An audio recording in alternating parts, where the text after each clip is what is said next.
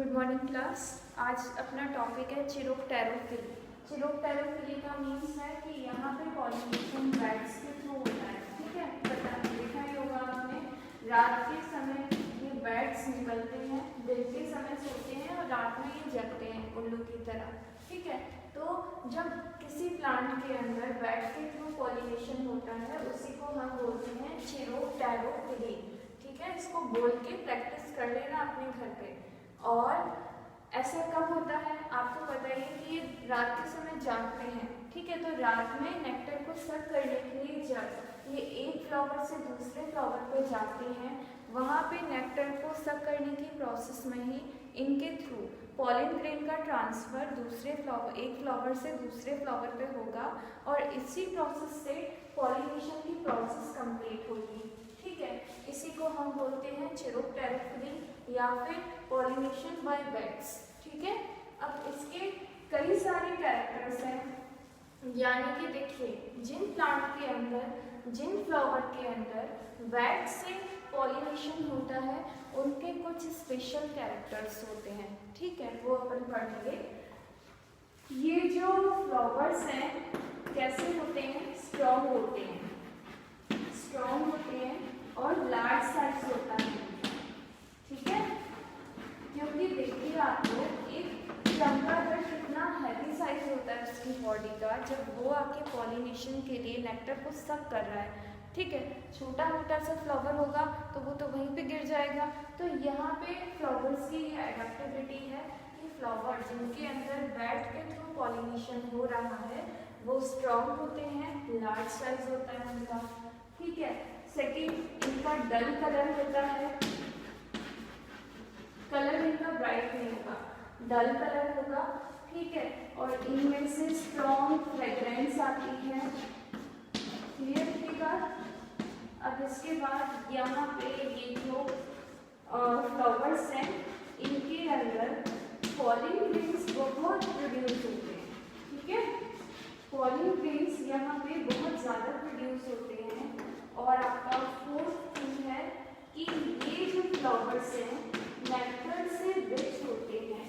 ठीक है, nectar rich flowers होते हैं।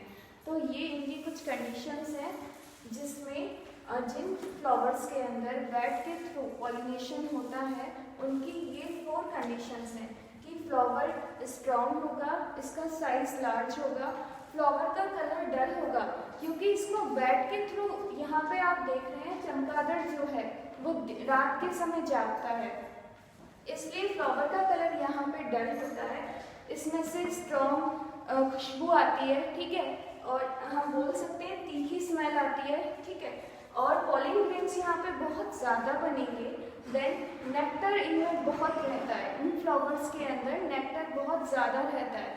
अब इसके एग्जाम्पल क्या क्या हैं, इसके अंदर कौन से फ्लावर आते हैं ये अपन बात करते हैं। ठीक है, इसके अंदर आते हैं फ्लावर एडेंसोनिया। अगर आपने इनको पहली बार देख रहे हैं, इनके नाम पहली बार सुन रहे हैं तो इनको गूगल पे एक बार सर्च कर लेना। ठीक है, इनका फोटो आपको दिख जाएगा, इनको गूगल पे आप एक बार सर्च कर लेना, इनको गूगल पे एक बार सर्च कर लेना। आपको एग्जाम्पल भी याद रखना है, जैसे मैंने आपको पढ़ाया था ऑर्निथोफिली, उसमें आपको बिचनोनिया का एग्जाम्पल लर्न करना है। बिचनोनिया क्योंकि इजी है बोलने में। ठीक है, चिरोप्टेरोफिली, इसमें एडेंसोनिया एंड किंगेलिया ये बहुत इंपॉर्टेंट है। ठीक है, क्योंकि यही ऐसे फ्लावर्स हैं जिनके अंदर पॉलिनेशन के लिए बैट रिस्पॉन्सिबल है। बैट यहाँ पे पॉलिनेशन कर नहीं रहा है, वो तो पॉलिनेटिंग एजेंट है। ठीक है, वो एक एजेंट का काम कर रहा है। तो यहाँ पे ये 4 कंडीशंस आपको याद रखनी है।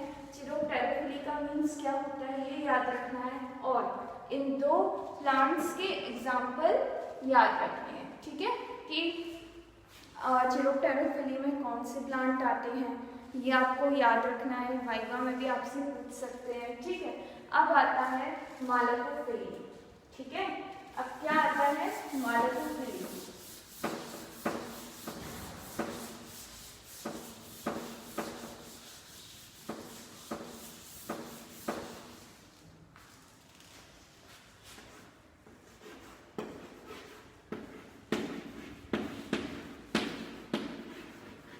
यहाँ पे पॉलिनेशन स्नेल्स के थ्रू होता है, ठीक है, इसलिए इसको नाम दे दिया मालकोफिली।